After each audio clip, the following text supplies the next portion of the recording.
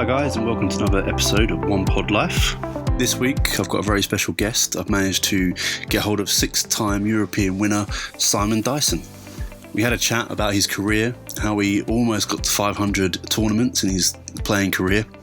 We'll talk about how he got into golf, and then how he set up his academy up in the Northwest to create a better environment so that golfers can prosper and become those professional golfers that they set their minds to be.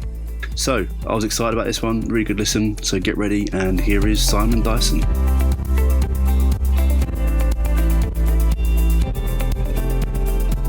So hi Simon, welcome to the One Pod Life podcast. Thanks for coming on. Thanks for having me. Nice to be here. Thank you. No, it's good to have a man of your calibre come on my podcast, so I'm pretty excited about this one. So I guess people who don't know who Simon Dyson is, and they've lived under a rock for a little while, just give me a quick intro on who you are. Simon Dyson. I played on the Asian Tour back in 2000. I played on the European Tour for 18 years. Managed to squeeze 6 tournament wins in those 18 years, and finally called it a day. Back end of 18, and I've set up my own academy up in Cheshire now. Oh, fantastic. Well, I think getting 6 European Tour wins isn't exactly easy, especially in the modern era, shall we say. So you've done pretty well. Was it 469 tournaments I've got written down here? Yeah, I think I was. And do you know what? Yeah. That was the one thing I wanted to do. I wanted to get to 500. Oh, did you? Unfortunately, the injury just came at the wrong time. Right, okay. What was that injury? Because I don't really know much about it, if I'm honest. So basically, I hit a shot. I remember it so well. I first did it playing in Glen Eagles. I hit a shot on the 4th, which is a par 3. And I just remember feeling this twinge in my left wrist. Right. And I carried on, I made the cut somehow and carried on. And it's probably the worst thing I should have done. Yep. And then it wasn't until a couple of years later, I remember having a lesson with Pete Cowan, who was my coach. Mm-hmm. And he had me trying to wait for the club a bit more. So he had me hitting just left-handed shots. Okay. And I hit about 20 shots. And I turned around to him, I said, Pete, I'm going to have to stop. My wrist is really sore. Wow. And he went, right, fine, stop. So about 2 days later, I was playing Worsley Marriott with a few friends, and literally on the 3rd hole, middle of the fairway, I've hit 3-wood, and I just felt this thing snap. Oh man! What broken wrist?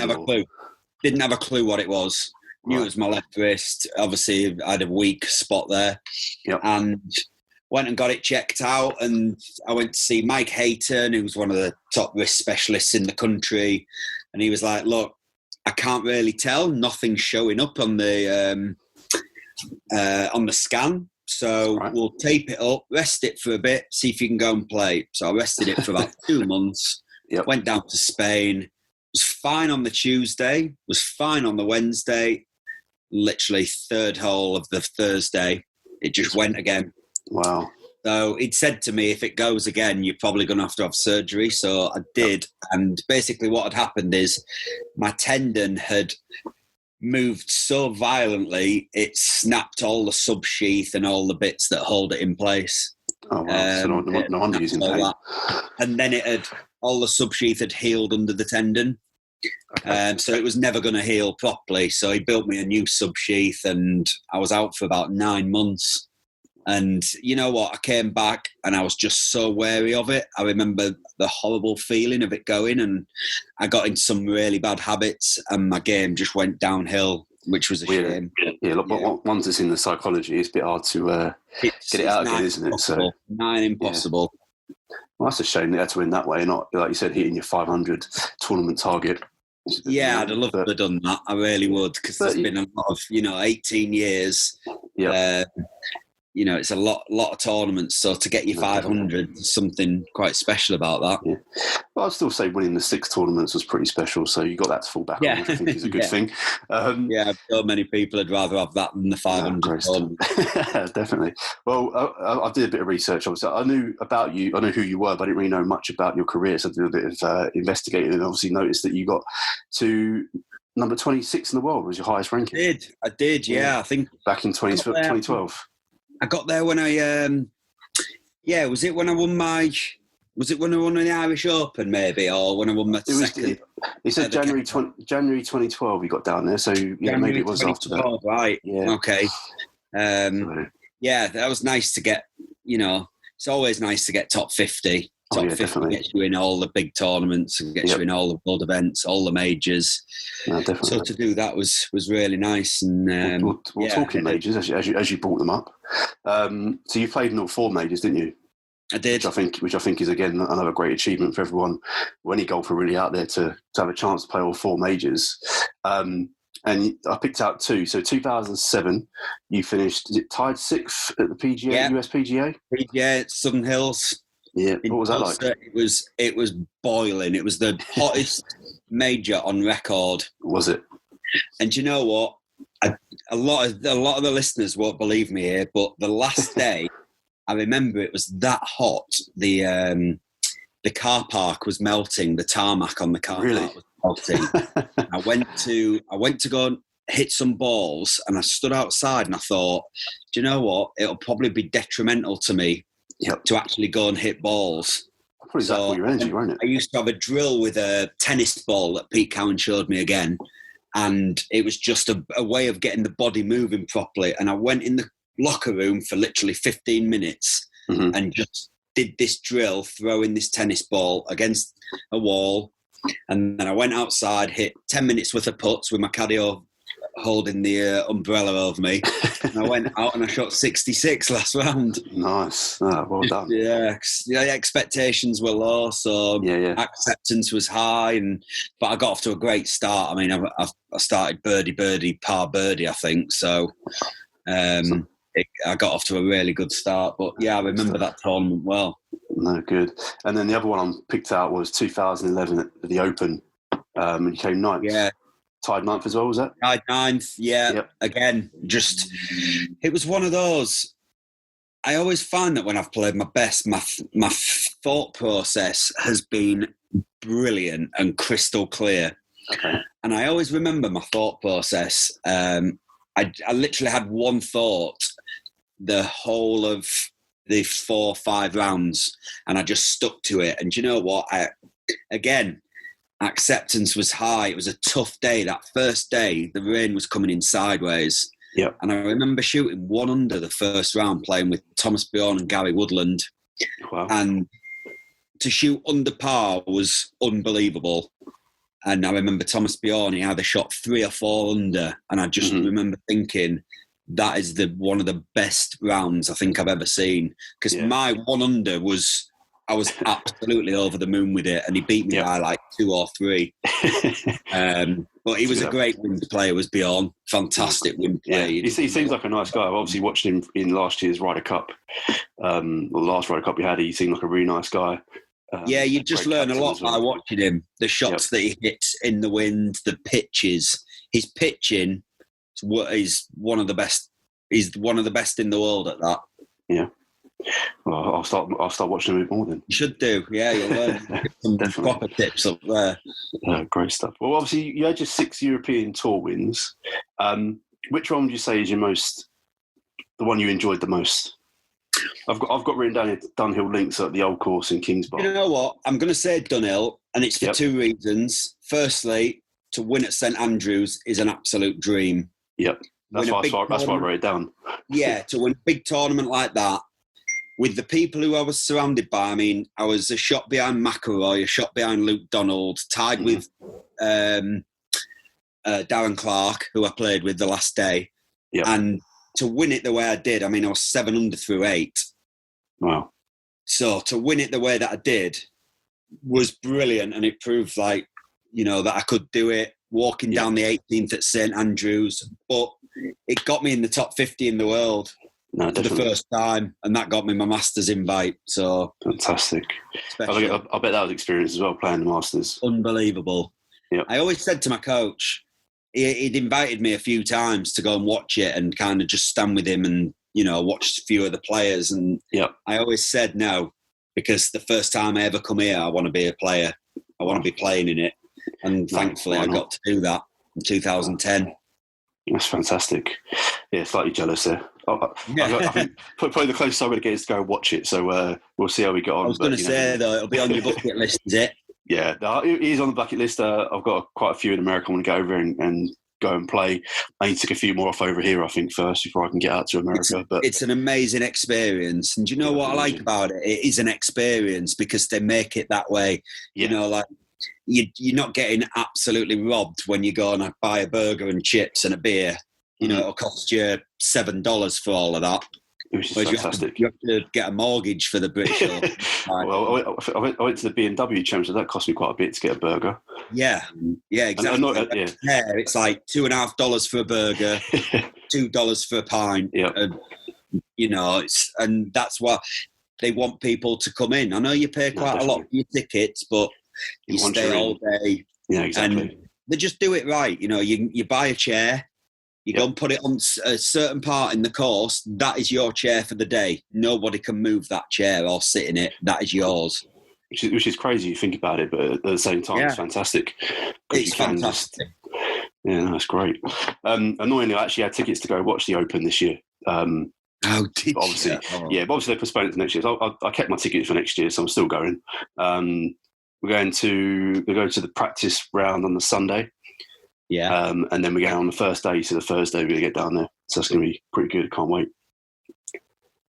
Yeah, it'd be amazing. It would have been amazing. So, yeah. Do you get to go next year then? Yeah, so you can either defer your ticket to next year or get your money back. So I thought, I'll just defer it. So yeah, I definitely want to go. So I'm not going to give up that ticket quickly. No, definitely not. Yeah, I can't wait for that. I'm going to circle back a little bit. So you turned pro in 1999. You was a +3 handicap. Is that correct? I did, right at the end, yeah. I mean, it was more like 2000, really, because I was still amateur when I played the first stage of the Asian Tour School. Right, okay. Flew out there. There was about 10 of us. What an amazing experience that was to play over there for a year. And then I got through first stage, and then obviously qualifying for second stage automatically made me turn pro. Fantastic. And I got through second stage, and then I got through third stage as well. I got through finals. I finished second. Nice. Who beat you? Do you know what? I can't remember. I can't remember. It was a Chinese lad who won the tour school. He was the nicest lad, though. Right. Oh, good stuff. So but I was buzzing because top 3 from the tour school got an invite to the Malaysian Open, which was a European Tour event. Right, okay. And my first proper tournament I played as a pro was the Malaysian Open, the European Tour event, and I was leading after 45 holes. You probably think this is easy. And then I looked at the leaderboard and went downhill very rapidly. Was there some big names coming behind you, was there? Yeah, well, I just remember thinking, I can't believe I've got a chance to win this tournament, even though there was, 27 holes to go. You start thinking the wrong things. Started working, you forget about what you're there for, you forget about shots that you got to hit, and I went downhill very rapidly. So a quick steep learning curve then on day one. Very much so. Tournament one. Yeah. So what actually got you into golf, Simon? It was my brother. Okay. My brother, my dad had a set of clubs. He didn't play that much. Me and my brother just used to. There was a football pitch just round the back of our house, and we used to literally go and hit from one goal to another, and that was it. And then one day my brother came home from school and he said, "Dad, I want to join the golf club." We lived literally a mile from Malton and Norton Golf Club. Right. And he said, "I want to go and join it." So my dad said, "Right, I'll tell you what I'll do. I'll take you to the school field. If you can hit it and you're any good, I'll join you." And as we were walking around the door, they were like, "Do you want to come as well?" So I was like, "Yep." So I joined. I went up and we both could hit it, and he joined us, and that was it. No, great stuff. Literally, honestly, 54 holes a day, 7 days a week in the school holidays. Living the dream. I was obsessed with it. I was absolutely obsessed with it. Well, I think anyone that starts playing the game gets obsessed with it pretty quickly. I think they do. I think there's no denying that. You can't get away from it. If you play golf, you're obsessed with playing golf. It's pretty simple. Yeah. And you got a desire to get better every day as well, which is what I love about the game. That's it. And once you think you've mastered it, the next day you realise you really haven't. Yep. I went through that a little while back last year. I started last year, thought, well, I've got this now. Yeah, I can really make some headway, and then just absolutely lost it for 6 months. And I was like, what am I doing? I think we've got too much time to think about each shot. That's the trouble. Yeah. It's not a reactive. It is kind of a reactive sport, and it should be played more as a reactive sport. Mm-hmm. But we do stand over shots and dwell over them too much, and then all of a sudden you get that tiny little negative thought in your head, and it spirals out of control. No, good stuff. So, all right. So you joined this club with your brother. How old were you then, do you reckon? 10. 10, right, okay. Yeah, just played, progressed through.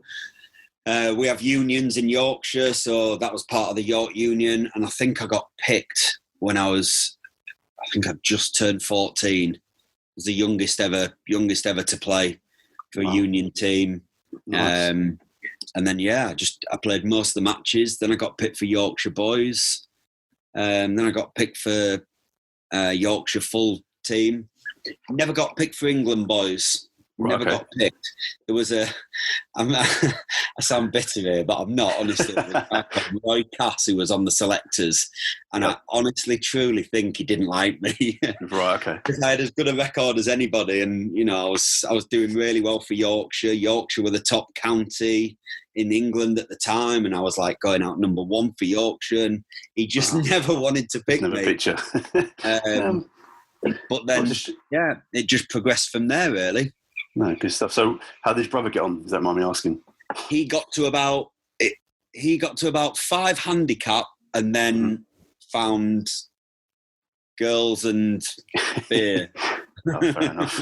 As most people do that age, so we're excusing him on that one. Does he wish he kept it up, or is he quite happy? No, he enjoys just playing. He's off scratch now. He's a very good player, nice. A really good player. But he just enjoys it now. That's good to hear. Well, I think, like you said, you've had a pretty good career. You've done well over the 18 years and obviously wrapped up the 6 European Tour wins and obviously gained mountains of experience that you're now obviously handing out to other golfers with your academy, the Elite Golf Performance. Did you always want to do that, or is that something that just sort of comes about? So when I'd done my wrist, I was in a cast, and I would just remember thinking, what can I do with my time? And I always really liked the golf fitness side of things. So I went to LA and I did my TPI. Yep. Went and got qualified TPI over there. Came back, did a bit more golf fitness, did my NASM level 2, 3 and 4 in golf fitness. And then I played on Challenge Tour, and I just remember stood on the Challenge Tour watching these lads, like young lads, absolutely bombing it off the on the practice tee. Yep. And just thinking, God, he's a nice player. I'll found his name. What's he shot? 77. It's like, how can he shoot 77? And then that's when I started thinking, God, I feel like I could really help these lads learn more about the game, challenge them harder, and kind of put them through it and just try and make them better players. And that's when I kind of thought, do you know what? That could be a really good route to go down, because I wasn't enjoying my golf anymore on the Challenge Tour. I wasn't enjoying it. I was away from my family. I'd miss a cut and I'd think, nice one, I get to go home now. It's probably not the mentality, is it? Well, the minute you start thinking like that, you're done. Yep. So I remember coming home one night, and I just sat in the back garden with my wife, and I just said, I think I want to call it a day. I've got a really clear idea of what I want to do, the way I want to go forward. So I pitched my idea to her, and she was like, yeah. She went, if anyone can do that, it's you with your experience. So I spoke to my manager, Chubby Chandler. Right. And I just told him exactly what I wanted to do. And he was like, sounds great. He went, where are you thinking of doing it? And I went, I don't know. That's why I'm coming to you. Yep. He said, by the sound of it, Dice, he went, there's only one place you can go, and that's a place called Mottram Hall. I knew Mottram because it had the gym facilities, it had a short game area, it had putting green, it had a driving range, and it had a golf course. So literally perfect for your setup, everything I needed. All the other courses, like there's Mere, it hasn't got a short game area. Putting green's okay. Range is very average. Course is nice. Gym's very small. Right. So, and that was the next choice, So all of a sudden, he knew the general manager of the Mottram. So he got me a sit down with her, really, and the director of golf, a guy called Jason Davis. And I just pitched them my idea, and they absolutely loved it. And they said, let's have a think about it, and we'll get back to you in a week's time. Yep. And they got back to me, and they were like, we'd absolutely be delighted if you'd do it here. No, great stuff.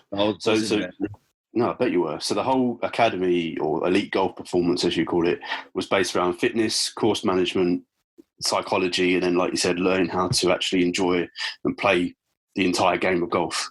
Yeah, and short game as well. I love teaching short game because it's funny. Players don't like to practice it. I don't know why, but I love teaching it, and now I don't play anymore. I love practicing it. Right, okay. Because it feeds into your long game as well. If you've got confidence in your short game, it doesn't really matter what you do before it. It takes the pressure off a little bit. Yeah, I'm more the other way. I was more the other way. I said I was a person who didn't like practicing my short game. And nobody does. I just go to the range and hit a 7, 8 iron or whatever. Absolutely. I've stopped doing it now. I'm not actually going to the range and hitting irons anymore. I'm just doing lots more short game work. Have you listened to the Earn Your Edge? Yes. Cameron McCormack? Yep. The one with Justin Thomas. I actually just listened to that. That's one of the best I've heard. Yeah. Because if number 5 in the world is doing that, and not worried about his practice, and just practices there to warm up, and it's all about his short game to get the feel in his hands, and then he goes out and just plays. Yeah. If world number 5's doing that, what are these lads on the Challenge Tour beating 4 hours worth of balls in 30 degrees of heat doing? It's crazy. If you listen to a lot of like you said, the top pros and what they're doing, why not try and emulate it as well? Absolutely. I used to pick the brains of Lee Westwood, Darren Clark, Thomas Bjorn, Elazabal. I used to absolutely pester them to play practice rounds with them and just peck the head. And that's what they do. And I learned so much from them all. No, definitely. Which you're and now that's to give. Kind of what I want. I want these young kids who I've got under my belt now. My phone's there. My phone is open anytime. Ring me, talk to me, ask me, come on, can I have an hour with you tomorrow? I want you to show me this shot. It's invaluable. It really is. So, okay, forgive me wrong, but so the people that come to your academy, are they just potential tour players, or is it any level of golf that comes to you? Any level. And you know what? A lot of people want different things. I find I'm trying to, especially the really good amateurs and the pros, I feel like I'm almost trying to educate them into how to practice properly. Okay. And get the most out of their practice sessions and the most out of their time on the course. And it's not about standing on a range for 4 hours. All right, it sounds good that you've done that, but what have you actually taken away from them 4 hours? Not much. I had one of my players on the range the other day, and we did 3 hours on the range, but she hit 80 balls in 3 hours. It's not many. Now, some of my mates hit 80 balls in 30 minutes. Yeah, I've been a culprit of that as well, so I can't see why we all have. Exactly the same. We all have. We all absolutely have. But, I've reached out, I've spoken to a lot of far intelligent more minded than I am. These guys, Stuart Morgan's helped me massively. He's coached the Bernd Weisberger. Ian Highfield in the Ledbetter Academy in America, Zach Parker, same. I speak to these guys regularly. They've been in the coaching business for as long as I've been a player. Yeah. So the things they know, the things they know about coaching, I want to know. I'm almost replicating what I was like on the You're now pestering these guys for information. I am, but they love it. They love it. They love passing on because they see how eager I am to learn. And I'm still learning. There's still things. I still get guys coming in to see me, and I'm like, do you know what? You want me to see you swing? Yeah, I can pick a few things out, but I don't know 100%. Let's try this. Do you know what I mean? Yeah. We'll go back, even talking to Stuart Moore, because he was on the Me and My Golf podcast the other day. He was. And he was a fountain of knowledge, and he seemed, like you said, he's excited about the game and wants to learn and teach people. And if you gain as much from him as you can, you're not going down the wrong way, really, are you? No, absolutely not. And these are the people. Do you know what? And we say it all to our players. It's about putting yourself in the right environment. Yep. And I'm doing that. I'm putting myself in the right environment by talking to these people and, associating myself with these people because they're great guys. They're great guys and they're great coaches and they've just got so much knowledge on the game. And I mean, like I said to Stuart the other day, I said, I want to come and, learn from you. I said, because you're kind of where I want to be. He went, Dice, I want to learn from you. You've been there and done it. Yep. I haven't. He went, you know what it takes coming down them last few holes. I don't. Yeah. He went, I can give them advice. He went, but you can tell them what you did. He went, that's invaluable. No, that is. So I was like, yeah, we can learn off each other then. Oh, yeah, join forces and make it even better, which is great. Exactly. Okay, so let's say then you've got I'll use me as an example. So I'm a 9 handicapper. I'm coming to your academy. What would a normal, I guess, program then sort of consist of? What road would we go to? Obviously, it would depend on my ability, I guess. And ability, it's one of those. Everybody starts in the gym. I get them in the gym. There's a TPI screen you can put them through, and it kind of shows them basic movements of the golf swing and what your flaws are in that movement. Right. So there's I can't remember how many there is, for maybe 16 movements that I want to watch you and how you move. And if you're not very good at it, you'll be restricted. If your muscles are weak, they'll shake. And basically, I am looking and assessing how you move. And then we pick up the parts that are red, that are really bad. Mm-hmm. And we also look at the parts that are amber. Forget the parts that are green. They're good to go. Yep. So then I warm you up over 30, 40 minutes, or I would improve your movement, your mobility, your little bit of strength maybe in that 40 minutes. Okay. And then by the time I've done that, we then go to the range. And I've not had one person say to me yet, I don't feel anything. They've literally all said, I feel like I could go and play now without even hitting balls. Which is good. So all of a sudden, they start hitting balls and it frees them up. They start moving better. And then we just go, the really good players, I'll go through the bags and I'll get them to, what's your favourite shot? You learn a lot by asking questions. Yeah. What's the best part of your game? What's the worst part of your game?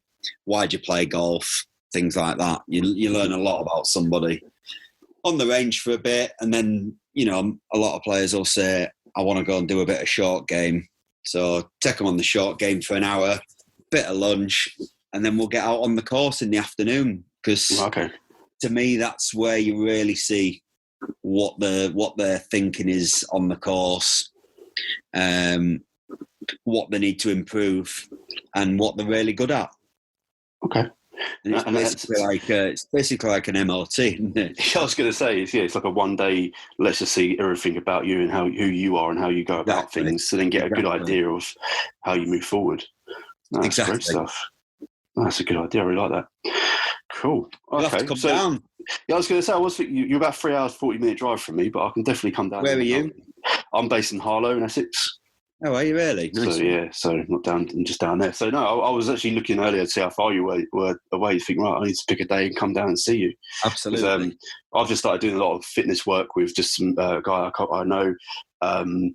trying to shed a bit of weight to give me more mobility and a bit more rotation, and just general fitness on the golf course, really, so that my sort of heart rate isn't pounding through the roof when I get to take my shot. Absolutely.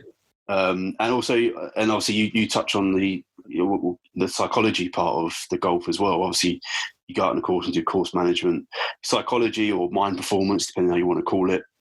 I think is quite a big part of the game as well. Huge part.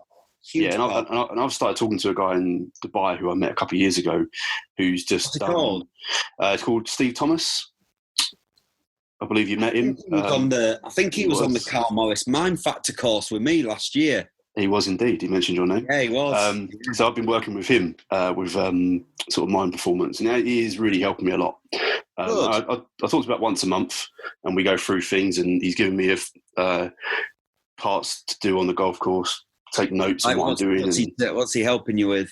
Mainly pre-shot routines, getting myself in the right frame of mind to make the right decisions, I guess. So I never really had a pre-shot routine, so I'll just go, okay, I think it's that far, and I'll just hit my 7-iron and see what happens. Whereas now I'm really sort of getting my course management set. Right, that's the club I'm decided to take. I'm going to commit to that club. And then when I'm over the ball, try not to obviously think technical, just think, right, that's where I'm going to put the golf ball, and that's where it's going to go. And a few breathing techniques as well, when I'm standing over the ball, to set myself to then at the end of the last exhale, that's when I would then perform the shot. So I'm sure there's a lot more to it than what I've just said. But no, absolutely. It's good. You've got a structure there. You've got definitely that you go through, and the more you see it succeeding, the more you're going to do it. Exactly. Brilliant. I'm definitely seeing a more regimented way of me playing golf, which I think is the best thing for me. Is if I know that's the process, then I perform better. So really trying to steal it. Again, I've spoke to a lot of people about the negative side of golf and negative thoughts, and if people knew just how powerful negative thoughts were and how destructive they are, you'd never try and think a negative thought ever again. Because the minute you get it in your head, it's nearly impossible to get out. It's like walking up to a hole, it's got water to the left, don't hit it into the water. Well, what's going to happen? You're going to hit it in the water. Exactly. Because you just told your brain that's what you're going to do. You're not going to do. Exactly. So it's going to happen. So again, it's just little things like that, getting onto the tee, seeing the water and go, well, I'm going to put it on the right-hand side of the green. Yeah. And like you said, giving yourself positive messages to move forward, which I think is a great. I've been doing that about 6 months now with him. I don't get, obviously because he's in Dubai, it's quite hard to get more one-on-one time with him. But the one time a month I do talk to him, it's been really good. Brilliant. So no, I'm glad you approve of him. So that's good. I can move on. No, good stuff. So you obviously with your guys, you use the Carl Morris Mind Factor stuff then? Yeah. I love the thinking out loud. It's one of my favourites. I use it. Sometimes players want me to play with them, and they'll be like, "Well, what do you do? What have you changed?" And then that's when I'll say, like, I stand up to it. I'm a lot more present, not thinking about what I want to do, but I'm more about what I'm trying to do, and I'm more present. I tell them stories about, you can't do anything about what you've just done. Nope. And I one of the best things I ever learned was off Ernie Els, just take the next shot and forget about what's happened. I mean, he hit a few shots when I played with him down in Oz, and he made some silly bogeys, but he always backed it up with a birdie. Right. And I remember thinking, I need to start thinking like that. And the following day, having played with him, thought that's how I'm going to start thinking. As soon as I make a bogey, right, I'm going to do my utmost to birdie this one. Instead of worrying about the bogey, right, let's get it straight back. And I tell you what, Lloyd, I got it. Yeah. I got it back more times than I didn't. Oh, good. Just by changing my mindset. Yeah, that's what I'm trying to do. I'm just trying to change my mindset and how I approach the game. And like I said before, I was very much practice, get to the driving range. That's what I'm going to do for the next hour. Yeah. Whereas now I'm trying to flip it on its head. I haven't been actually hit golf balls in the driving range for about 4 weeks, but I've been going out and doing short game and just trying to get out on the golf course and just play golf, which is the crazy thing. Like I said, I played my last round of golf, didn't think about anything technical. Like I said, tried to stay in the moment on the shot. That's what I'm going to do. If it works out, great. If it didn't, I'm not going to stand there and try and figure out what happened and what went wrong.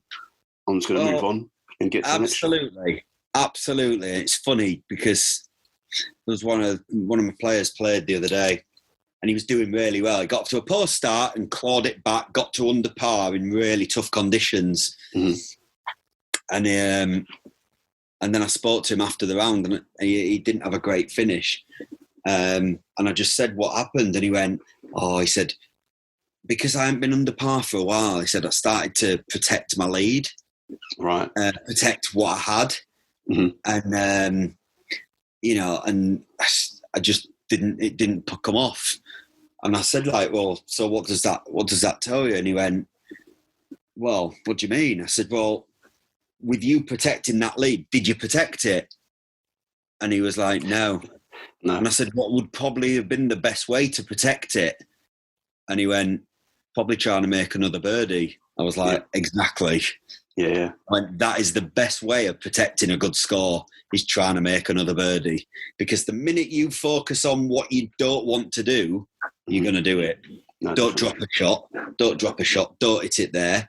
Yep. What you're going to do, you're going to hit it there and you're going to drop a shot. Whereas how many times have people birdied the last when they needed to birdie it to get into a playoff? Because that is all they're thinking about. Yeah. It is crazy what the mind can do to you. It really is. It really is. Especially in this game as well. It's so hard anyway. Yeah. Why make it harder? It's very difficult. So obviously you got a few guys out there at the moment playing on the Clutch Pro Tour and other tours that have started to come back again. Do you play much role in, obviously, on the day when they get to these sort of tournaments, or are you prepping them beforehand? No, just literally they come and see me every now and again. I kind of leave them to it, and I just say to them, I'm here if you want to talk to me. Simple as. If you've got any questions, if you go and play a practice round on the Wednesday, you've got any thoughts about how you want to play a hole, but you're a bit undecided, ring me. I'll help you all day long. I'll give you whatever knowledge I can help you with. Yeah, I'll give it. But yeah, I enjoy it. I probably get more nervous watching them play than I've been playing myself. Still nice, though. It's still nice when I can take 20 quid off them, though. So it's almost like it's like your babies, but they're almost like you like your students. So you want them to do well, and you're nervous. Absolutely. For that, that's why. Absolutely, I'm getting a really good team atmosphere together now as well, which is brilliant. I think they'll all thrive off of each other because I'm giving them all the similar challenges, and winner this month gets this, and they're all competing against each other and with each other, and it's creating a fantastic environment, which is a big part of it. Is that what Transfer Tuesday is about? What's that? Certainly is. I saw on your stories there. Like, what is Transfer Tuesday? Yeah, you'll find out. I'm not giving too much away. Oh, okay, fair enough. Yeah, we had one today. It was mega. They absolutely loved it. No, good stuff. Well, I guess like I said, it's finding ways to make it fun, but competitive for them as well. So they're learning without even knowing they're learning, if that makes sense. Absolutely. And you know what, Lloyd? I read this book. Ian had given me this book, and it's called Willpower Doesn't Work. Okay. And it's all about changing things by changing your environment. Mm-hmm. Now, a couple of players I work with don't have great environments to practice in. They practice with the friends, but the friends are like really negative. Yeah. So for me, that's counteractive. You're not going to go to a session and get a load out of it. And the minute anyone walks through my door, I always say, I want no negativity whatsoever. It's a killer. You'll get nothing but positivity from me. So I want nothing but positivity from you. And today was the prime example. I put them through 2 hours worth of challenges on the range, and it was brutal, but not one person complained about it, which I loved. And then I got them on the course, and they all played mega. They all found it easy on the course. And that's kind of what I want to do. And it was reading that book where it said, if you're going to change your direction, you need to change your environment. And they basically compared it to, smoking. Yep. If you want to stop smoking, you've got to change your environment. You can't keep going in the same pub with your mates who sit outside and have a smoke. Yep. You've got to change your environment. And I thought, do you know what? I could do with setting up a really nice environment for a lot of these players. And that's what Transfer Tuesday is all about. Right, okay. Interesting. I hope to see some more and see these challenges in real life. Yeah, absolutely. Good stuff. Well, thank you, Simon. I've kept you long enough, so I'll let you go. But I think that's been some fantastic insight into not only yourself, but how you set up the academy and what you're actually trying to get out of the students that come through your door, and like you said, building that right environment for them. Yeah, I think it's still new. I've been doing it 18 months, but I absolutely love it. I love learning. I love helping people. Oh, great stuff. I'm really enjoying it. So I think it's a great platform that you're providing for these aspiring amateurs to actually move on and almost emulate what you've done in your career. So I think it's a good little thing. And do you know what? It won't be for everybody. Some people love being in the comfort zone.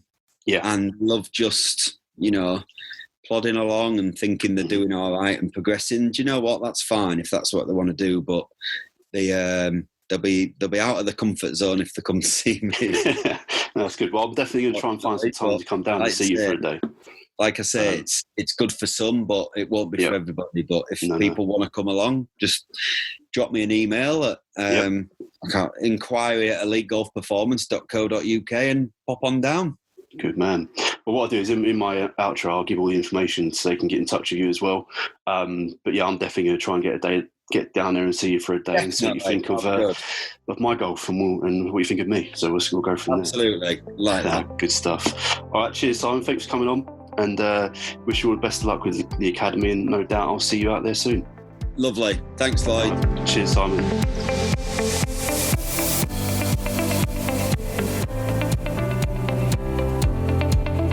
Well, that was a really good chat with Simon Dyson. Really enjoyed it. I mean, there's some great insights in there, and you get to hear about what life as an actual tour pro was actually like. I mean, he played at the top of his game. Like I said, he played in a couple of majors and did quite well in a couple of them. Like I said, he came 6th in the USPGA. It's not bad. And what was it, tied 9th at the Open as well. So, I mean, he's done pretty well himself. So thanks again to Simon for coming on and giving me his time. Really enjoyed it. So I guess his academy sets it off really. He looks at the elite golf performance, so talking about fitness, course management, psychology, and then the overall art of playing golf with a little bit of short game thrown in. So I think especially these days, especially for myself, I'm looking at the entire game of golf, not just hitting the golf ball. I'm thinking about fitness. I've started doing a fitness regime. I'm talking about learning how to actually plan my round before I go out, instead of just turning up on the tee and hoping and thinking, oh, maybe this would be all right. I'm actually planning what club I'm hitting off the tee. Psychology, I'm talking to a mind performance coach. I mean, he's helped me out massively, even just to get myself in the right frame of mind when I'm standing over the golf ball. He went to the same course that Simon went on. So, I mean, if you're not really already thinking about this type of stuff, it's something you should definitely start thinking about. And then other things you can move on to. He said, talking about creating a right environment. So again, make sure you've got the right coach, the right people you hang around with, the right people you play golf with, and just really create an environment where you can actually flourish and get better and play with better people. So that's something I'll definitely be looking into. Guys, I hope you really enjoyed that and got as much insight as I did, and I look forward to talking to you again on the next One Pod Life podcast. Thanks for listening, and speak to you soon.